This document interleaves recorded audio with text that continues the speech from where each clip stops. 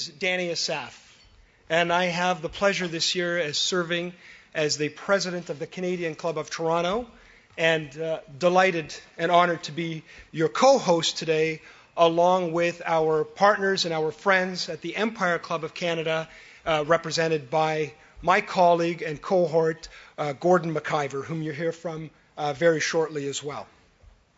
So it is an impressive crowd that I look out across today, and it was mentioned to me earlier, with the now being 2016, there's a lot of flexibility in how people can dress to work, often casual, and not many people can get this many people on a Friday to come out in formal business wear, and for the guys especially in wearing their ties. So that's an extraordinary accomplishment, Minister, to show the respect that everybody has for you. And we were going to hold this. We thought maybe we were going to hold this at the only other place that would accommodate was the Sky Dome, but apparently there's some kind of home opener and a baseball team or something. It was a little hard to displace, so we're lucky to be here all today. Here at the Canadian Club, we are, and the Empire Club of Canada, extremely proud of our rich history of being able to attract influential leaders and decision makers who make important policy and decisions on behalf of us all on things that are near and dear to our hearts. Both of our clubs have provided Canadians for decades closely guarded, nonpartisan platforms where we can freely and openly exchange ideas on these things that do impact our lives. Through our programs, many, like today, joint programs, including often youth and young leaders programs, diversity partnerships, and media and social media initiatives, we're able to bring these things to our audiences and our members. We are always committed to bringing a diverse set of speakers on a range of topics who will address things in thoughtful, even sometimes provocative ways, but always provide us with important insights. And today's topic is obviously no exception, to listen about this very important budget. And a budget, of course, in many ways is a reflection of our collective investment in our future and how we want to see our country.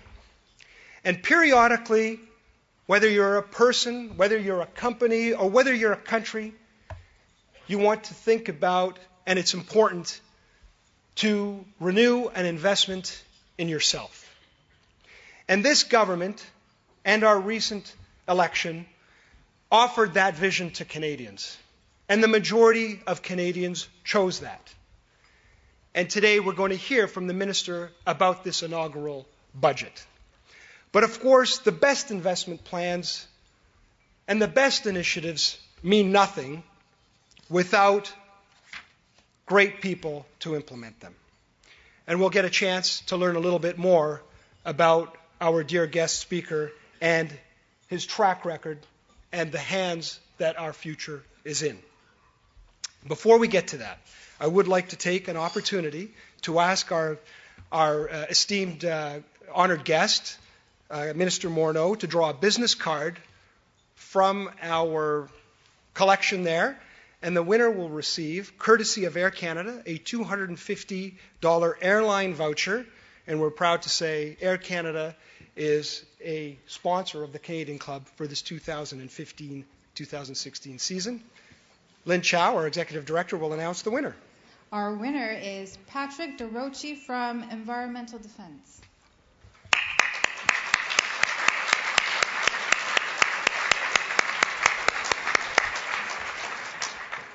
Now, it's my pleasure and my honor now to take an opportunity to introduce our head table guests, and I would ask our guests to please stand as I recognize you and remain standing until everyone has been introduced. And ladies and gentlemen, similarly, I would ask you to please refrain from applause until, again, I've had the pleasure and the honor of introducing all of our guests. So head table guests, to begin with, Gordon McIver, President, Empire Club of Canada, Executive Director, National Forum on Public Property. Richard Talbot, Chief Operating Officer, RBC Capital Markets.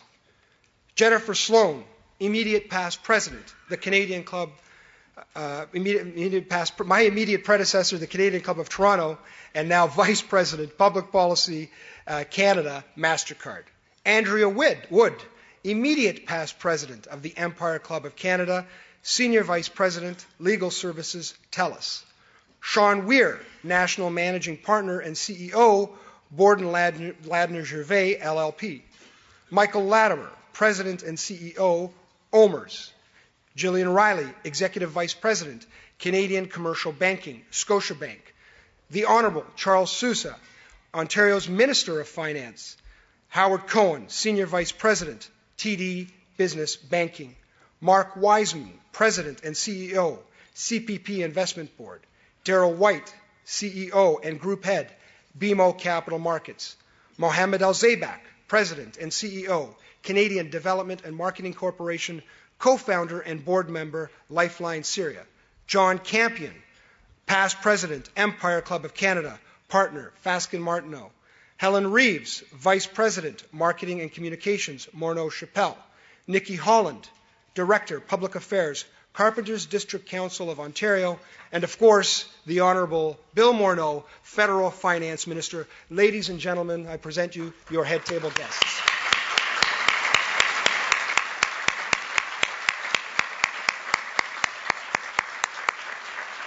Thank you. And now I would like to take an opportunity as well to thank today's event sponsors, and they include BMO Financial Group, Borden Ladner Gervais, LLP, Carpenters District Council of Ontario, RBC Capital Markets, Scotiabank, and TD Bank Group. Thank you all for your generous support of today's event. Greatly appreciated.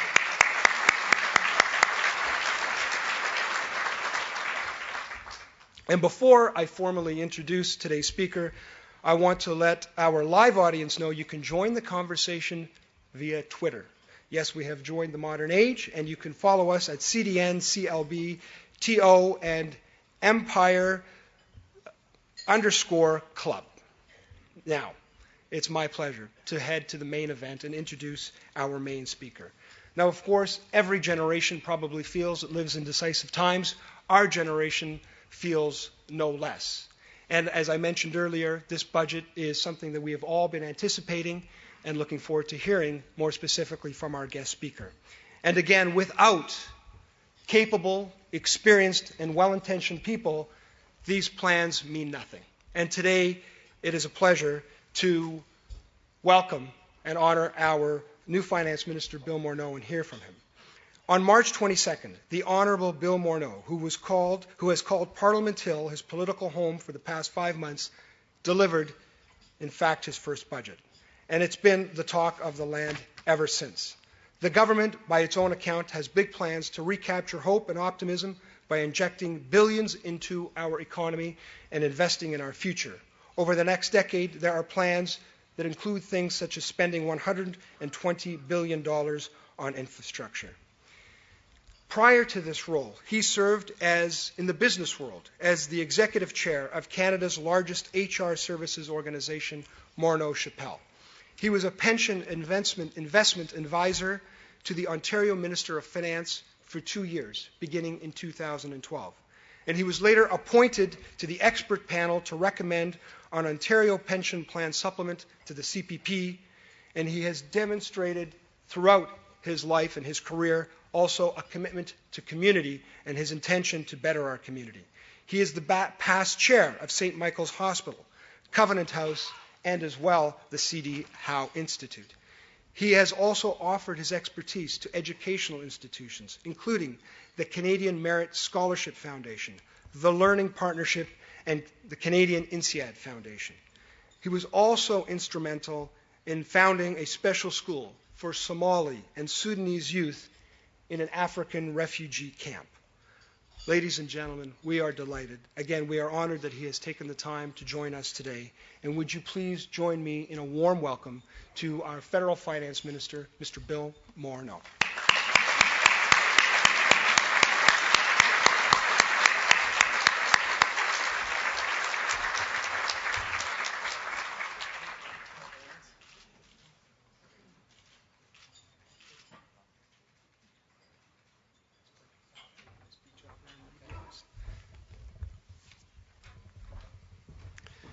Well, thank you very much to all of you for coming out, and I guess I need to start with an apology for all of those of you who are wearing ties this Friday morning because of this.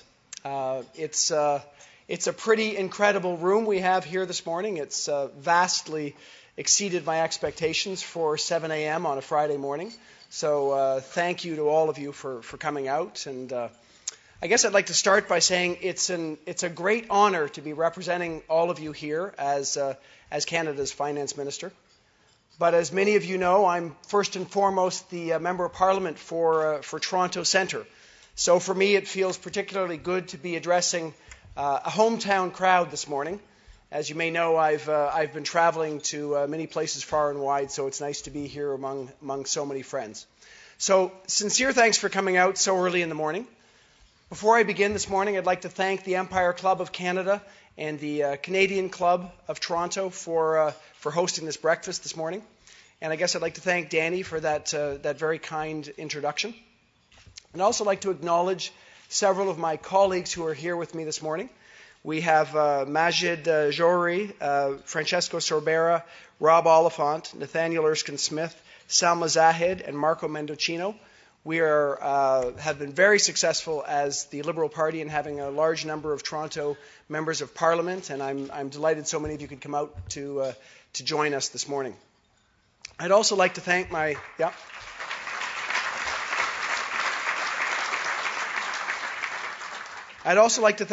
friend Charles Sousa, the Minister of Finance for Ontario, and all of our colleagues at Queen's Park for being here, as well as anybody from the City of Toronto. I know there are some people from the City of Toronto here who are here with us today.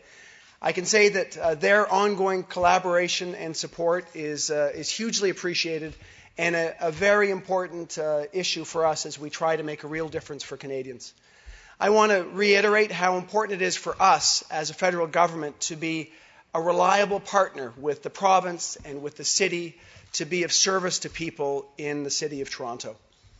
And for those of you who didn't hear, you're probably in the wrong room by now. I did release the budget on March 22nd. We believe that this is a first and critically important step in telling Canadians what we're about as a government. And since March 22nd, I've had the opportunity, along with Prime Minister Trudeau and my cabinet colleagues, to tell our budget story, both here at home and around the world. Earlier this week, I was traveling in Atlantic Canada. I was in Fredericton and Charlottetown and Cape Breton. Yes, Fredericton, Charlottetown, and Cape Breton. And yesterday I headed to southwestern Ontario to talk about our budget.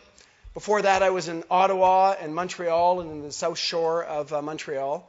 I've also had the chance to take our message to international audiences. Last week, I was in New York and in Paris and in London. So I can tell you I've met with economists, I've met with representatives of the financial sector, and I've met with investors from around the world. And I can tell you, and I'm very happy to report, that the reviews on our budget are in, and they have been very, very strong. We are finding that people are telling us, especially those people from abroad, pretty much all the same thing. They really like what we're doing either over here or up there in Canada. They're telling us that they like what we've chosen to do with our budget. People are taking note of Canada's new government. You've seen it and you've heard about it, and of our fundamentally new approach to fiscal policy in this country.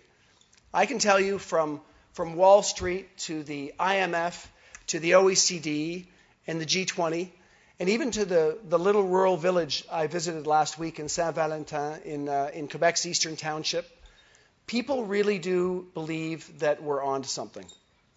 And I'll just give you a few insights of what we're hearing. The Financial Times calls Canada a glimmer of light for our wise use of fiscal policy in our investments in the economy. They say it's a clear sign of our understanding of exactly what we need to do in these economic times. And for those of you who might have been watching, this week, Christine Lagarde of the IMF praised Canada's approach, saying that using the fiscal space available to us, but in a manner that's credible, targeted, and realistic, is the right decision at this point in time. And I believe these people are saying this because our government is focused on doing exactly the right things for our economy and for Canadians at this stage. First and foremost, as I think you've seen, we're focused on people. Budget 2016 is first and foremost about restoring hope for the middle class in Canada. It's about revitalizing the economy and providing support for Canadian families. Even before taking office, Canadians told us to do two things. They told us to invest in people and in families, and they told us to grow the economy for the long term. So that's what we set out to do. But for me, the first thing we did was we set out to listen.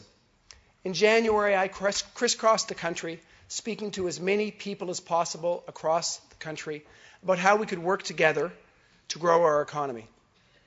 And I can tell you we heard from about 250,000 Canadians, and we believe it really worked. In places like the eastern townships and rural Manitoba, people told us about the importance of high-speed internet in rural communities for small businesses that are trying to compete locally and globally.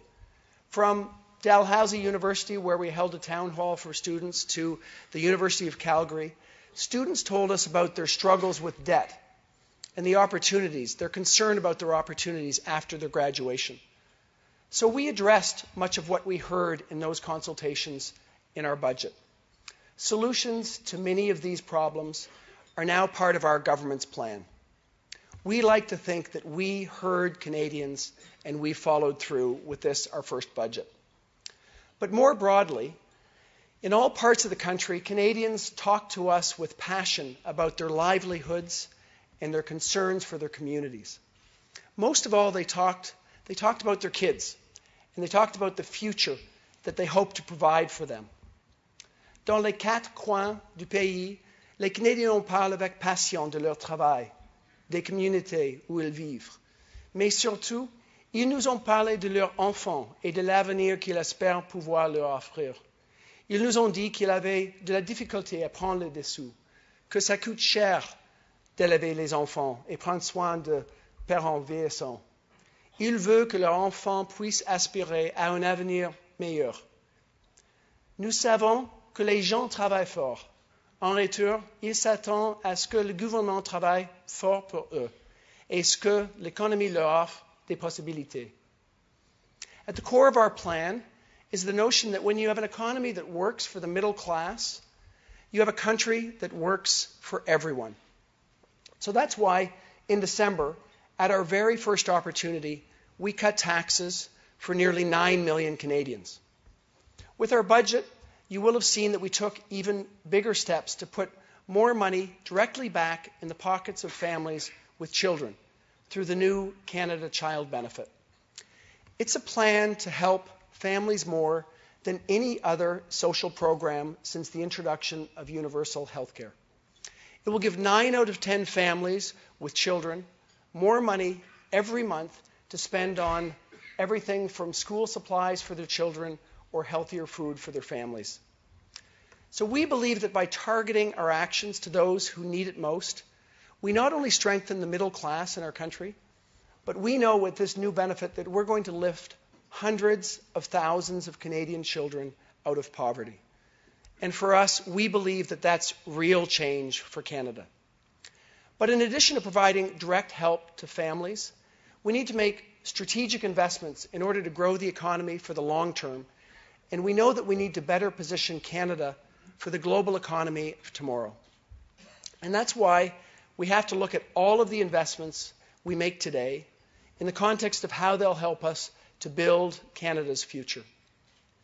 We've committed that over the next 10 years, as Danny mentioned, our government will implement a $120 billion infrastructure plan that will help reshape Canada in the 21st century for our children and our grandchildren. As an immediate first step, we announced in the budget that the first phase of our infrastructure plan invests $11.9 billion over the next 5 years. These investments will accelerate our transition to a low-carbon, clean growth economy. They'll help us to make traffic flow more smoothly, to create and repair affordable housing, and so much more. But I know you're here at 7 a.m. in the morning to hear also what this means for the City of Toronto. So I want to say to start that I'm willing to bet, not this morning because you got here so early, but during the past week, probably virtually everyone in this room has been stuck in a traffic jam at least once. We want to try and do something about that together with our partners in the City of Toronto and the province. Mayor John Tory's made a compelling case for keeping public transit as a top priority for Canada's biggest city. And by extension, we can see that for all cities that are coping with fast-growing populations and what we see as aging transit systems.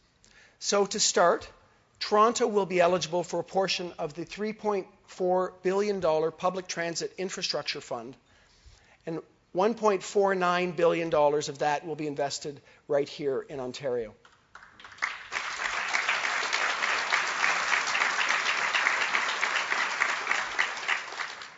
We've also committed to tying our funding levels to ridership. And this is significant, obviously, for a province that accounts for 44% of all public transit ridership in Canada, and where over 1.5 million people take some form of public transit every single day. We know that the money's going to help Toronto make needed upgrades, which could include purchase of new subway cars, low-floor buses, and streetcars.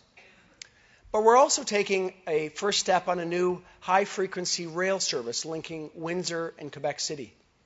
Over the coming months, we're going to evaluate a Via Rail proposal that could one day build a dedicated track that will make it easier and faster to get to where you're going from Toronto, whether you're going east or west from our city.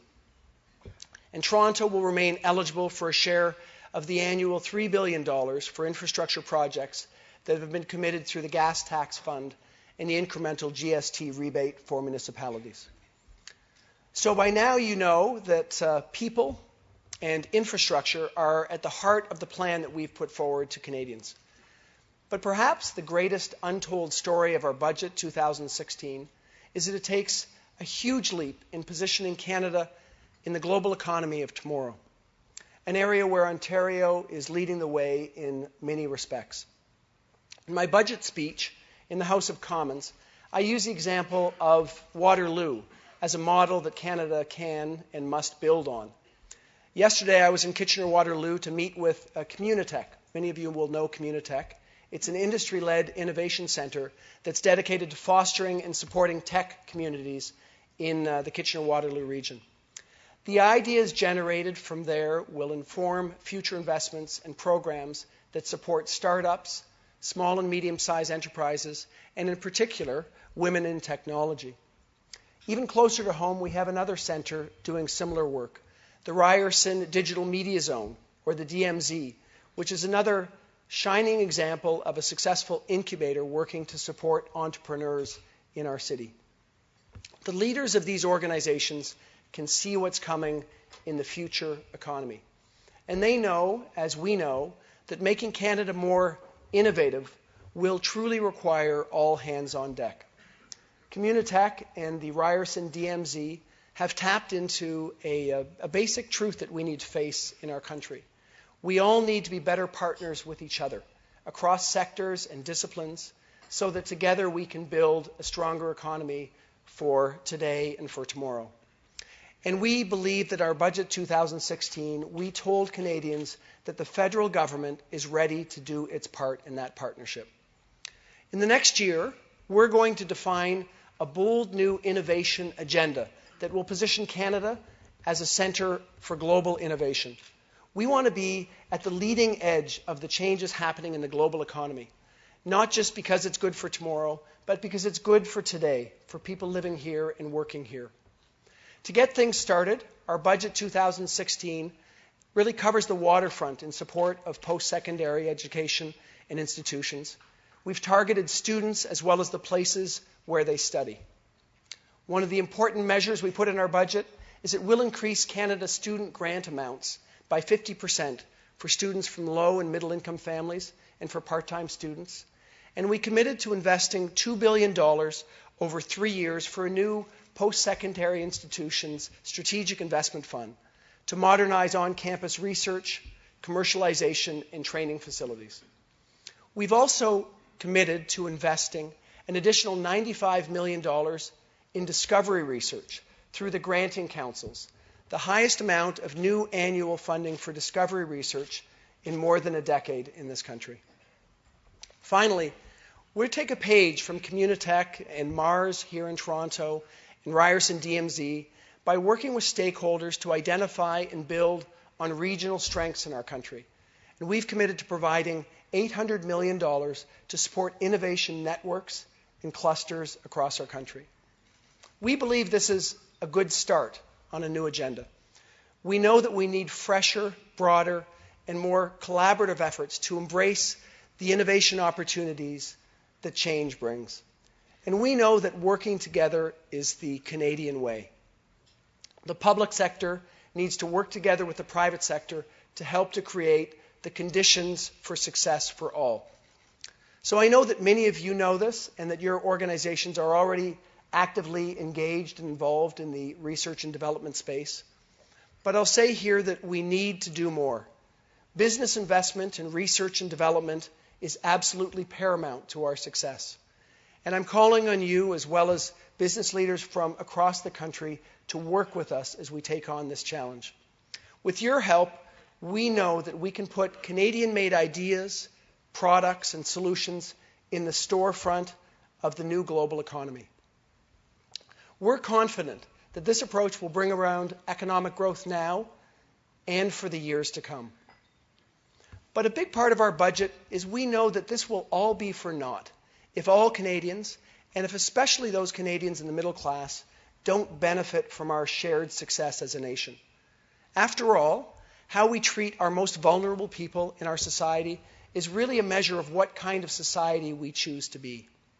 So in our budget, perhaps the best example I can give you of our renewed efforts to ensure that we are helping the most vulnerable is our efforts to ensure that Indigenous peoples share in Canada's prosperity. I'll start by saying what we all know. It's simply unconscionable that we live in a country where children live without access to clean drinking water.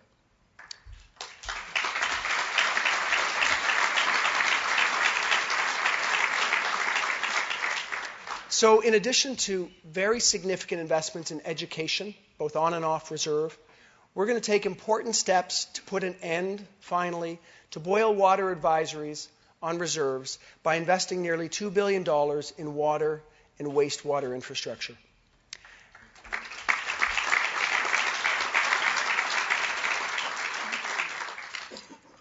And we know that we have some other communities that desperately need our help. We've committed to doing more for veterans in our country, the men and women who've dedicated their lives in service of our country. They've earned our gratitude, our respect, and our support, so we're working to make sure that we take care of them when they need it most. We're also providing significant support for affordable housing.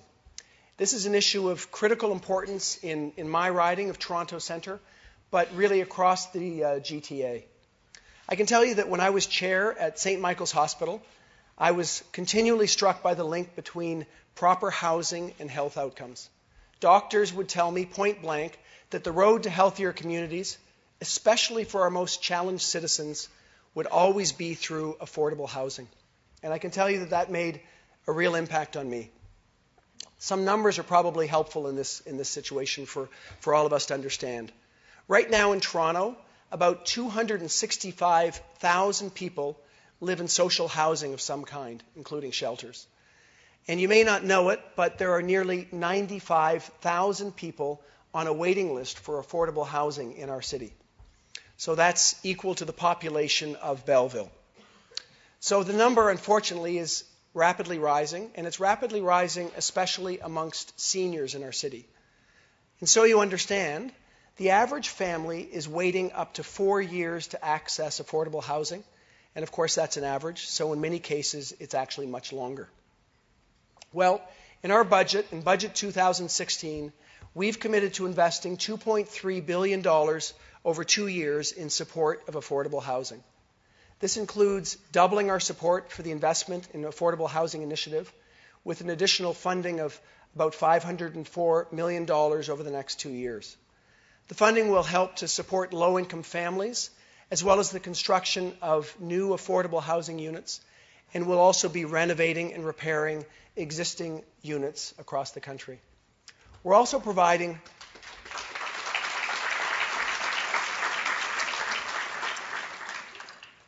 $200 million in dedicated funding specifically targeting seniors in our country. And finally, and very importantly, through partners at the Canada Mortgage and Housing Corporation, we're going to establish an affordable rental housing innovation fund, providing over $200 million over 5 years to test new ways to encourage more construction of affordable rental housing in our country. This investment is expected to support the construction of up to 4,000 additional affordable rental units in our country. Beyond that, we're going to work together towards developing a long-term solution that aims to help make the social housing sector more self-reliant. And we look forward to consulting with Canadians on a new national housing strategy. I can tell you that I'm personally committed to this initiative, as I know my colleagues are from across the country. As people in Toronto know better than anyone, our commitment to the most vulnerable is critically important. But what I can say is that our commitment to the most vulnerable doesn't stop at our borders, and it truly hasn't over the last year. I'm proud of the fact that our community has emerged as a shining example of a welcoming nation to nations around the world. Over the past few months, we've all been touched by the outpouring of support that this community has shown to Syrian refugees. The efforts of people like my friend Mohammed Al-Zaibak here, who's co-founded Lifeline Syria, and countless others represent the very best of our country.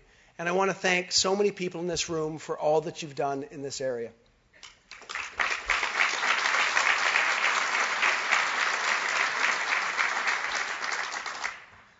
In our budget, in this spirit, we've taken additional steps to welcome newcomers to our country, which we know are also vital to the Canadian economy. In fact, we intend to welcome 300,000 new permanent residents to Canada in 2016, which is the largest number in a century, and many we know will choose to make Toronto their home. We're also going to step up our efforts at family reunification, which we know is so important for families. And through that, we expect to see 20,000 admissions this year under the parent and grandparent program. So, Budget 2016 is really just the beginning of our new government. I want to conclude by reminding all of you why we're doing all of this.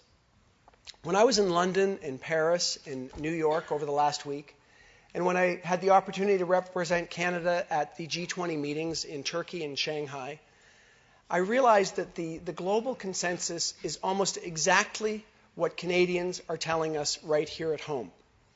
Investments in the economy are needed now more than ever. And we find ourselves in a very lucky position because we're at a time in our history where we have both the capacity and the willingness to act to make the future better for our children and for our grandchildren. We believe that we need to seize this opportunity. We can't afford to let it go. Thanks to leadership in our federal government in the 1990s and the 2000s, Canada now has a very manageable debt situation. Our federal debt to GDP is low. It's the lowest in the G7 countries. And we've committed that by the end of our mandate, it will be even lower than it is today. So, combined with very low interest rates, this means that we can make the necessary investments to strengthen our economy with confidence and in a responsible way. But I will say that having the capacity, it's not enough. We need to have the resolve to follow through on sustained and strategic investments, guided by a vision of a future in which all Canadians have a real and a fair chance at success. So this is our government's central mission. We're choosing to take advantage of an historic opportunity to invest in people, to invest in our economy, and to prepare Canada for a brighter future. Of course, we recognize that this is only the beginning of our work. We have so much more to do together. But we know that there's no limit to what we can achieve as a country together. And I want to say, and I'm so happy to be here this morning, that I look forward to working with all of you to make sure that Toronto and Ontario and Canada live up to our enormous potential. So thank you very much for coming out so early this morning, and thank you very much for being part of this new effort to make Canada better. Thank you.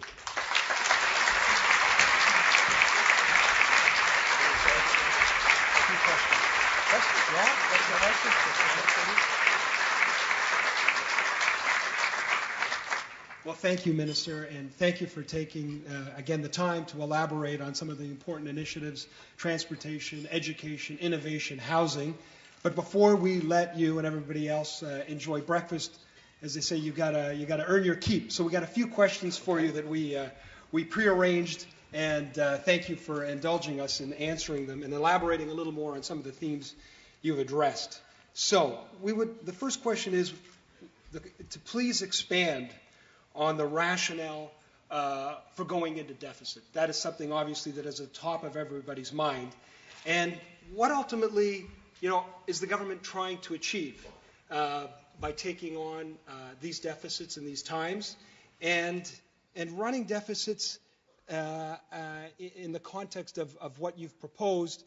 How are we all going to see that return on our investment sooner rather than later? Okay. So I have more than 30. The nice thing about coming here this morning is what I found out, which I didn't know before when I went to the House of Commons, is you only have 35 seconds to answer your questions. So I suspect you'll indulge me for longer than 35 seconds. We'll indulge you for the time. I would like to reiterate really what I just said. We look at an era that we've been in. We've been in an era where growth has been relatively weak. We look at the demographic challenge that we're facing as a nation. We are in the challenging situation where the number of retirees versus workers is changing dramatically, and that will present a challenge for us. We recognize that Canada as a country is not as productive as it should be. When you compare us to other countries, we are not as productive as the United States or a number of other G7 countries. We also look at the environment that we're in. As I mentioned, the lowest interest rates in history. And the fiscal capacity of Canada, which is very well understood outside our borders or by rating agencies, is very strong. So we have the lowest net debt to GDP. So it provides us with the fiscal capacity to actually do something about this low growth environment. So we're committed to making investments that will help us to grow the economy. We know that these investments need to do two things for us. They need to ensure that we're actually going to create a more productive economy over the long run, so they actually need to enhance our growth rate. And we really hope that what they'll do is they'll help us to, in the shorter and medium term, get more and more Canadians working at a time where we can afford to spend on those things. So our commitment is to making investments that will do just that. We believe that by making these investments in infrastructure, we'll create the base of a society that will allow us to get people and goods and services to market more rapidly, creating more productivity. They'll help people's lives along the way. We believe that by investing in innovation, in students, in research, it will help us to create a more productive economy for the long run. And as I said, there's consensus that this is the right thing to do in this economic environment. What we will commit to do is remaining fiscally prudent along the way. So we're going to be carefully focused on ensuring that that net debt to GDP, which is a very important measure, declines over the term of our mandate. And our expectation is that we'll be able to generate a rate of growth that is stronger than would have been otherwise by making these investments. So you touched on, again, some critical factors there, which is productivity and growing the economy. And a key to that, obviously in the experience of these people in this room and for many of us, is the investment in cities. So you talked a little about the investment in Toronto public transit, but can you tell us a little bit more of how the role of cities, productivity, and that investment, some more specifics on what you're thinking on that front? Well, I can tell you two things. First of all, our efforts to work together with cities and provinces will be exactly that, to work together. So we're going to be collaborative in our efforts across the country. We recognize that the federal government shouldn't be in the business of choosing the projects to work on. It needs to work together with partners that actually are on the ground and close.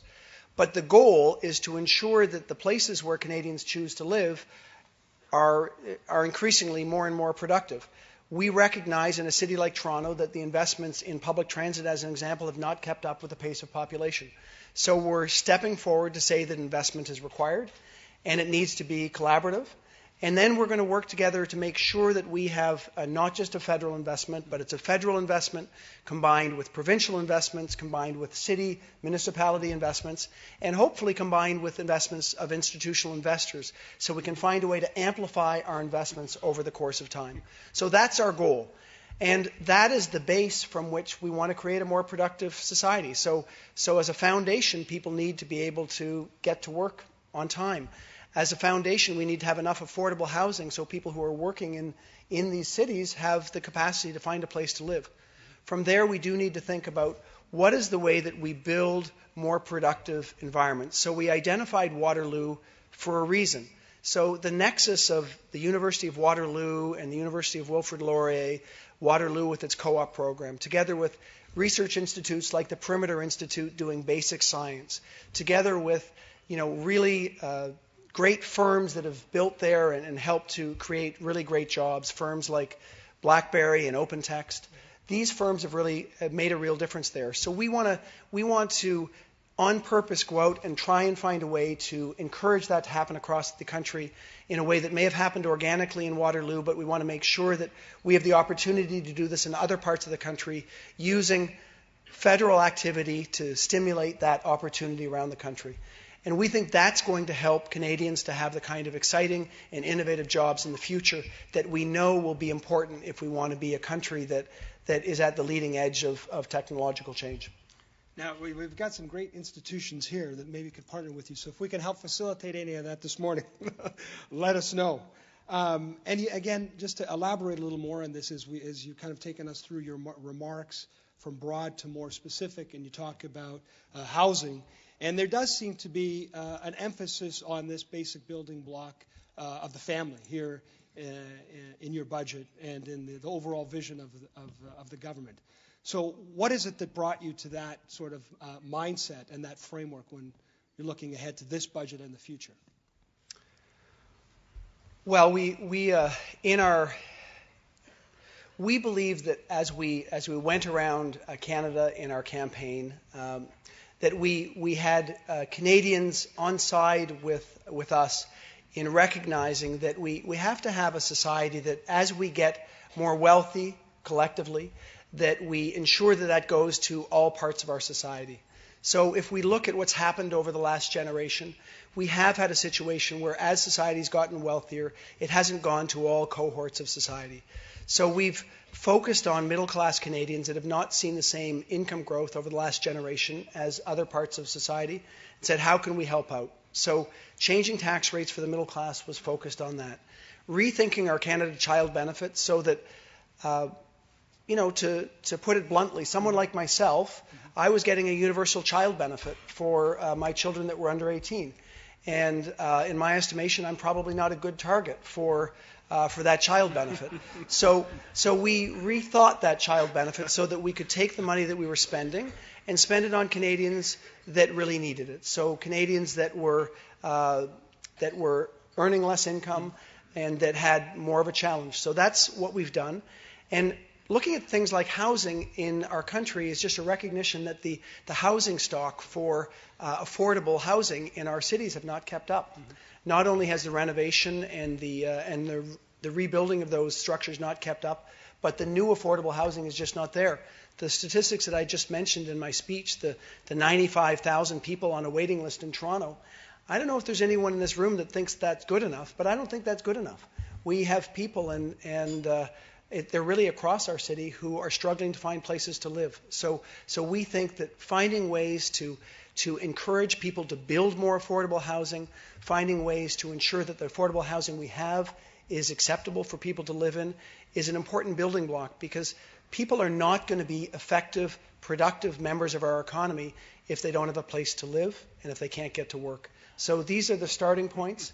And from there, we're going to work on helping the students of today become the innovators of tomorrow by thinking about how we can ensure they stay in school and how we ensure that we are innovative in building research organizations that can really take on the global challenges that we need to take on to be the country that we want to be in the future. Wonderful. Thank you very much, Minister Morneau. Thank you. We'll let you off the hook. God willing, the best days of this country are ahead of it.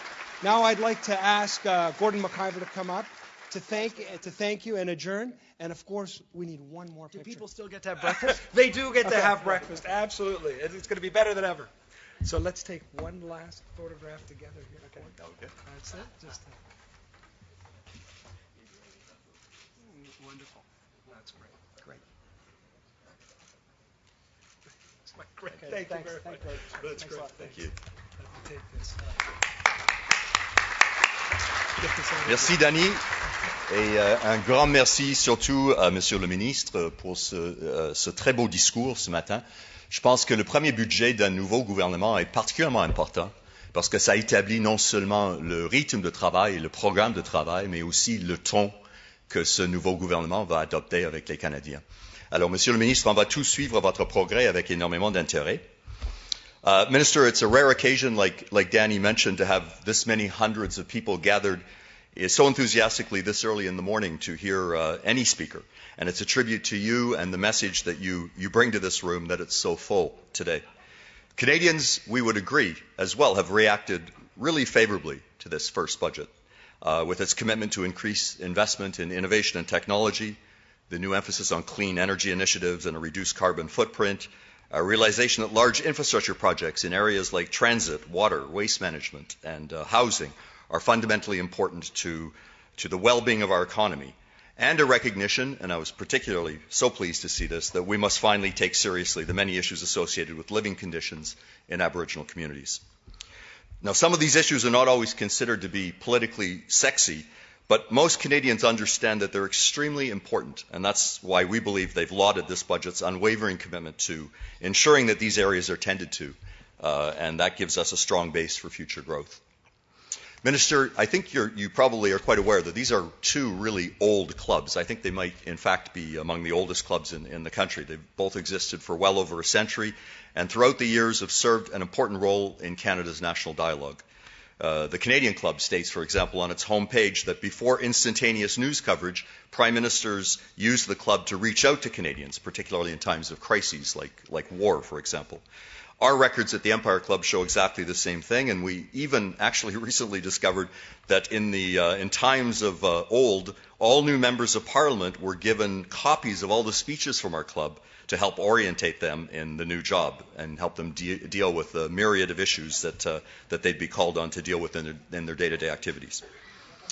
Over the past decades, our two clubs have come together on numerous occasions, but especially to co-present finance ministers. That's been a real tradition, and I think that's a clear recognition of the fundamental importance that both of our clubs attach to this particular document. It's in many ways a blueprint for many of the new initiatives and renewed commitments that the country will make over the coming years. So today's presentation, we believe, is a testament to the continuing importance of these presentations and the fact that the government still sees a role for us in helping to reach all Canadians across the country. Danny talked about instantaneous communication and social media. Certainly, that gives people a wider choice on how they receive their news, social media, and it's allowed our club to bring the messages that we have not only to people across this great country of ours, but right now we know that there are hundreds of thousands of people that listen to most of these speeches around the world through our global webcasts and podcasts. So it's an important reach out. And for this to happen, of course, though, the content must have three things. It must be critically important, interesting, and relevant. And your presentation today scores extremely high in all three of those categories. So it's therefore my great pleasure and honor to sincerely thank you for your visit here this morning on behalf of our two clubs, and we wish you much continued success as you take this message to our fellow citizens across the country. Thank you, Mr. Minister.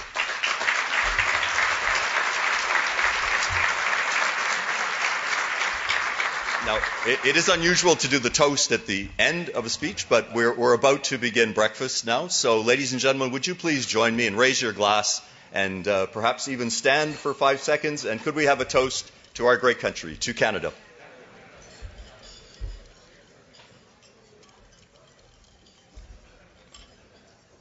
Please be seated. And I'd like now to also do a draw for the Empire Club. Do we have the... There we go. And Mr. Minister, could you draw the winner, please? And the winner today will receive a membership, a one-year membership to the Empire Club, which is our tradition.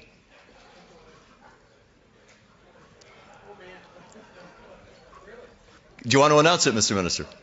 Yeah, it's Robert DeLuce. Robert DeLuce. Congratulations. Congratulations.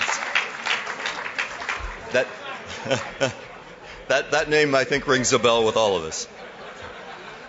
Ladies and gentlemen, this ends the formal part of our proceedings this morning. So on behalf of my colleagues at the Empire Club of Canada and the directors at the Canadian Club of Toronto, we want to thank you for coming out so early this morning on a cold spring morning. Please enjoy your breakfast and have a wonderful day. Thank you very much.